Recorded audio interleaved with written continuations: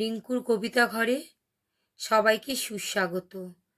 আজকে আমি আমার দিদিকে নিয়ে লেখা একটা কবিতা আবৃত্তি করছি।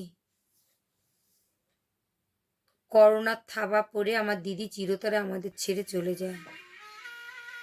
কবিতার নাম কোথায় আছিস দিদি। কণ্ঠে ও কলমে আমি।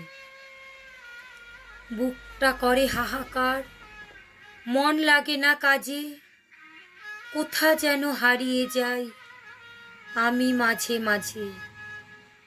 কেউ আমারে কষ্ট দিলে থাকতিস আমার পাশে, আগলে রাখতি তুই আমায় বড্ড ভালোবেসে।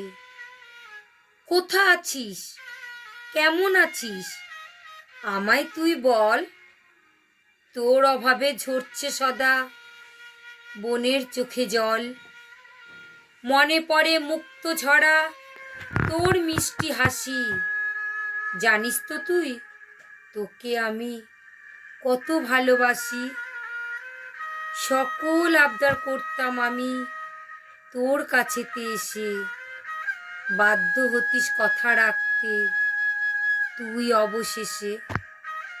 সবার মাঝে খুঁজি তোকে, খোঁজে আমার মন, চোখের জলে ডুবে আছে তোর সোনা বোন।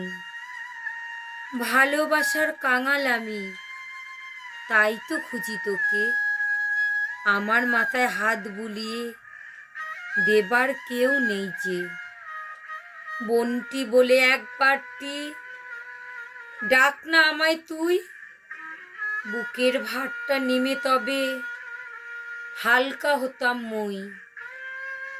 আকাশ পানে চেয়ে তোকে কত ডাকাডাকি, কত দূরে আছিস রে তুই, শুনতে পাস নাকি। ছোটবেলা থেকেই আমি তোর সাথেতেই চলি, আজ কেন তুই আমায় চলে গেলি ফেলি।